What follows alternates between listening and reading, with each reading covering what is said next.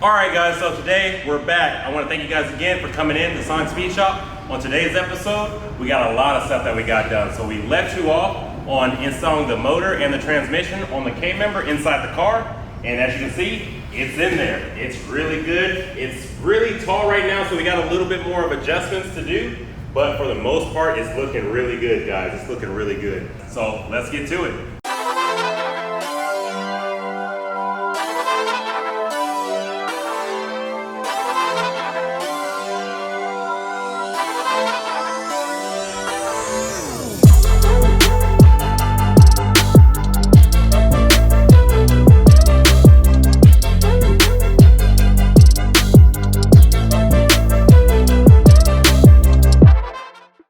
Alright guys, so as you can see, we got a lot of parts here. We got a ton of them, and there's more to come. This is a 76mm turbocharger from Force Inductions, custom built for this ride right here. This is a big old whirly boy right here. And on top of that, we got an on-3 turbo kit right here for a single turbo. This turbo kit is what's called as a hot side. This is what takes all the exhaust fumes and puts it right to the turbo. The turbo spins it up and puts it right to the motor.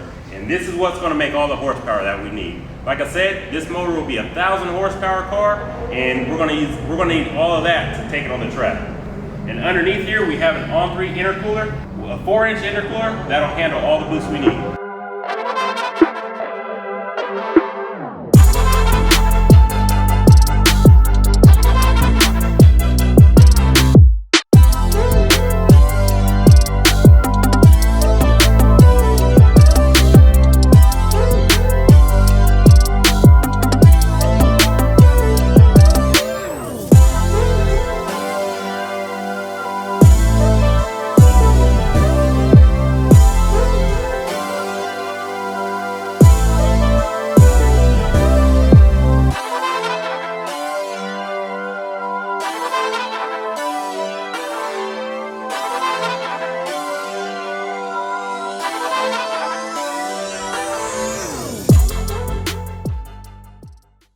Alright guys, as you can see, we got a little carried away right now. We had a whole bunch of nice parts that we wanted to test fit and make sure they were good. And if you can see them, they look really good. Really? They look real good. I mean, it looks like we're getting closer and closer by the days, man.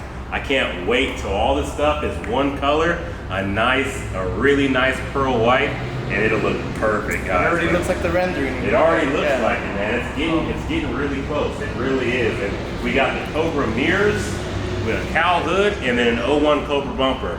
Pretty much the recipe for a bad car, a really, really nice car. But remember guys, this is 5X week. So every dollar that you spend, it counts as one entry. But not only just one entry, every single entry for this week is times by 5. So make sure you guys go to our website, sonicspeedshop.com.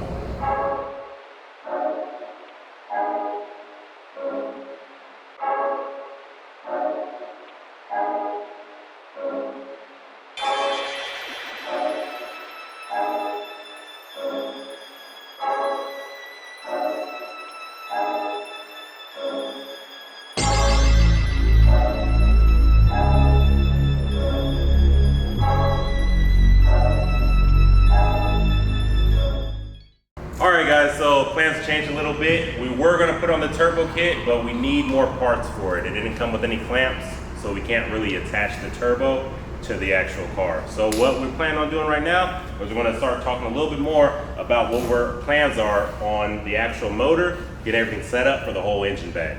So while we're doing that, we're going to start taking off some of the pulleys and getting to tearing this thing down. Alright guys, so like Brian said, we don't have the clamps for the hot side and all that, so what we could do is show you guys what we need in order for us to withstand 1,000 horses. So whenever you go on high RPMs, you need to have oil pump gears. If you don't have oil pump gears that are billet, then they're more prone to break.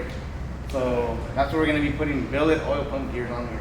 In order to do that, we got to take off all the hoses, the water pump, pulleys, and then the next thing is going to be valve covers.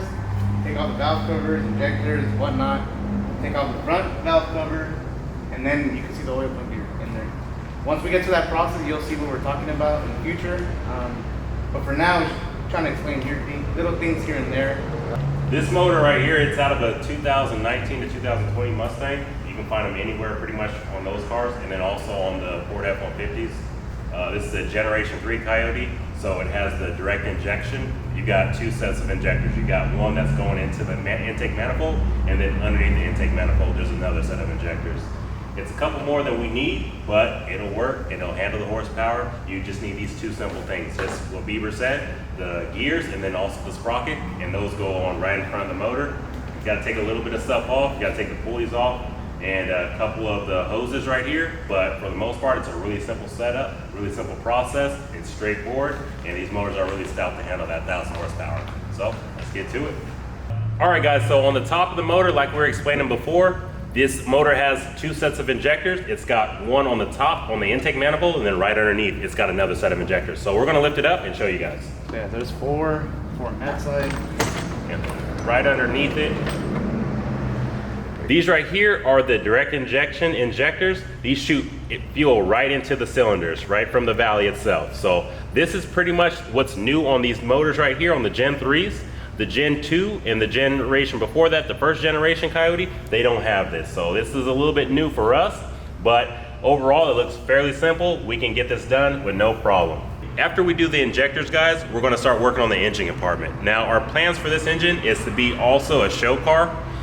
So in order to do that, we got to clean up some wires. So we ordered some scout rod panels to cover this whole section up right here. So this will be completely covered and repainted, that pearl white that's going to be on the exterior. And then also we're going to be doing a wire tuck. So the Coyote has a lot of wires, and also the body harness has a lot of wires. And to clean up that stuff, we're going to be tucking every single wire so you don't see anything from the motor forward. All you'll see is the turbo and then the engine. All the wires will be tucked behind the fenders and in other places where you can't see them. And that'll make it for a really good look. Now what's supporting the motor right now is the UPR member. So now we're gonna lift up the car and show you guys everything underneath it. We've got a UPR member and then the transmission too as well. So let's lift it up. There's a couple things we gotta do to make sure the engine sits perfectly. Right now it's in there pretty good, but we wanna make this as perfect as possible as far as the alignment goes. So we're gonna actually switch out these solid motor mounts and switch to a polyurethane motor mount, which is going to handle the vibrations a little bit better, and it'll make the engine actually act a little bit better, so it won't sense that there's any detonation. Because with these motors, they have a lot of sensors on them, and we got to make sure we're pleasing every single one of them. So when we switch it over to the poly mounts, the sensors will be a lot happier. No knock sensors, no nothing. No knock, no anything. Another crazy thing about these Gen 3 motors, guys, is they switch to these plastic oil pans for the engine and then also the transmission. They're a little bit different as far as the actual material. They actually hold a lot more oil. This one holds 10 quarts, I believe, 10 or 12 quarts, depending on a lot more. And then the regular oil pan, which holds about 8 quarts. And then also the transmission too. This is a thick old boy. I tell you, this is a huge transmission, and getting this thing fitted was a task. It was a big chore, pretty much. So we got a little bit more adjustments on the transmission, but as you can see, guys, it's in there. It's pretty good where it's at, but we got a little bit more stuff that we got to make sure the transmission and engine fit perfectly and they're all aligned. Once it's all on, take it back off, get it painted. Yeah, once it's all off, we're going to drop it down. As you know, we're going to paint the car. We're going to paint underneath the car too. We're still debating on the color. You guys should suggest a color. I'm thinking either black or gray. Yeah. You know, just depends on whichever color we want to go with. We'll spray the hole underneath the car. So he's just trying to dry fit the headers just to see if they align and everything fits right.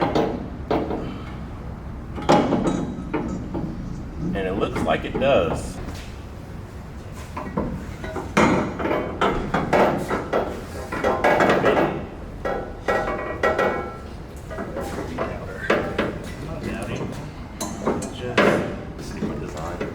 So our plans for the rear, if you can see, we got this big spare tire. We're planning to cut this whole thing out and dropping it, and then we're going to replace it with a flat piece of sheet metal and then some bars to brace it. For that brace, we're going to use a couple steel members to go across the frame, and it's going to be holding the fuel cell and then also the battery too as well. So that's the plan for the rear, and then also for the rear end, if you can see, we got it all washed off. We're planning on painting this to a nice different color. We don't know yet what color it is. So if you guys want, give us a suggestion on what we should paint it. What color do you think we should do? I say gray. Gray? Gray would be pretty nice. Gray would be pretty nice. I'm kind of hinting towards gray. The other plan was kind of like a black color, a black hue, but it just depends, you know, whatever looks really good. And then also for the rear end, we're using the same 8.8 housing that held the axles, but we're changing out the axles. We're upgrading those to a 35 spline, and then also it'll be a spool setup. So both tires will rotate at the exact same time, both of those weld racing wheels. So that's the plan for the rear, and that's pretty much the breakdown on what we're planning on doing with the car underneath it. All right guys, so that's gonna wrap it up for today. I wanna thank you guys for watching these videos. Make sure you guys check the website out, sonicspeedshop.com. Enter in to win this car, and then also give us a like and subscribe. We'll see you guys later. Peace.